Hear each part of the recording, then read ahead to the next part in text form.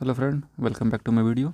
आज के वीडियो में हम लोग एक मोस्ट इम्पॉर्टेंट टॉपिक डिस्कस कर रहे हैं आपके साथ, जिसका नाम है भू राजस्व नीति। ठीक है, land revenue system of British India, specially Hindi में। ठीक है, इसमें हम लोग अंग्रेजों के द्वारा लागू किए गए 4 इम्पॉर्टेंट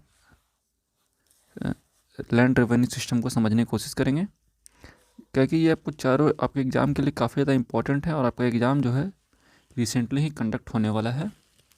ढेर सारे एग्ज़ाम हैं जो 2023 में शुरू होंगे, तो हम लोग इसको सोचे डिस्कस कर लेते हैं ताकि आपको इस मैटर पे ज़्यादा थोड़ा क्लियरेंस मिल सके। तो बढ़ते हैं आगे की तरफ। पहला है इजारेदारी व्यवस्था। बात की जाए इजारेदारी व्यवस्था की,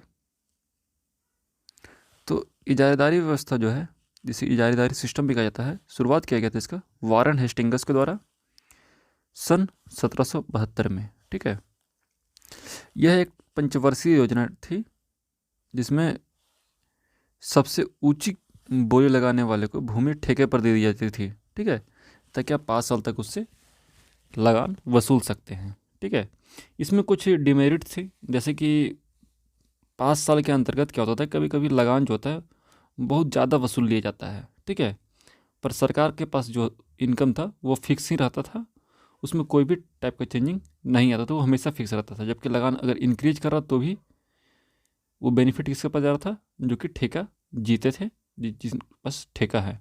ठीक है, तो गवर्नमेंट को ये थोड़ा सिस्टम सही नहीं लगा, जिसकी खामी को दूर करने के लिए दूसरा प्रथा लाया गया, जिसका नाम था अस्थायी बंदोबस्त या परमानेंट सेटलमेंट। ठीक है, बात की जाए परमानेंट सेटलमेंट की, अस्थायी बंदोबस्त की, तो इससे लाया गया था कॉर्नवालिस के द्वारा, लॉर्ड कॉर्नवालिस। ठीक है, ये इजारेदारी व्यवस्था के दोषों को दूर करने के उद्देश्य से अस्थायी बंदोबस्त की शुरुआत की गई। ठीक है, कहाँ कहाँ लागू हुआ? बंगाल, बिहार, उड़ीसा, बनारस और उत्तरी कर्नाटक में। ठीक है, कर्नाटक के कुछ भाग में लागू किया गया।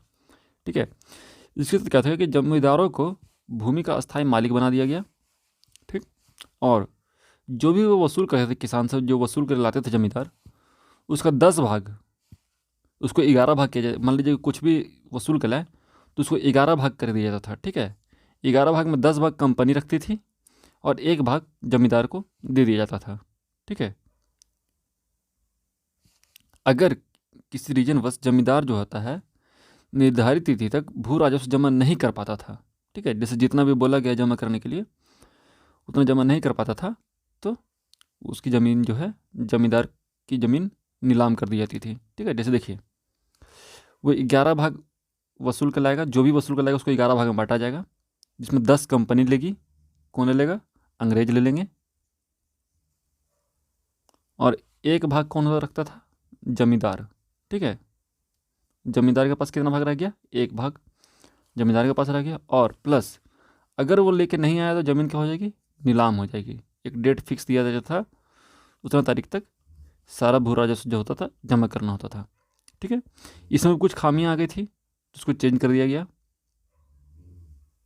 नया सिस्टम लाया गया, रैयतवाड़ी सिस्टम। ठीक है, रैयतवाड़ी सिस्टम जो है 1802 में आया। कौन लाया था? Thomas Munro. ठीक है, यह व्यवस्था कहाँ कहाँ लागू थी? मद्रास, बम्बई और असम के कुछ भाग में। ठीक है, इसमें लगभग 51% भूमि आता था। रैयतवाड़ी व्यवस्था जो है 51% भूमि कवर करती थी। इसमें क्या होता था, रैयत जो किसान होते थे उनको भूमि का मालिकाना हक दे दिया गया कि आप ही मालिक हैं, जो भी किसान है वही मालिक होते थे।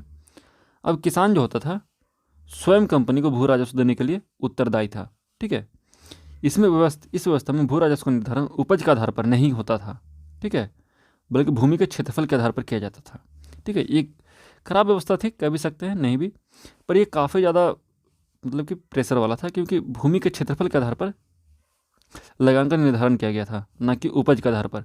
उपज के आधार पर तो था, तो जितना उपजा है, मान लीजिए कि उपजा है 10 केजी मेरे पास, तो उसमें अगर लगान 5 केजी है, आधा देना है, तो हम 5 केजी, 10 का 5 केजी जाके लगान के तौर पर दे देते थे।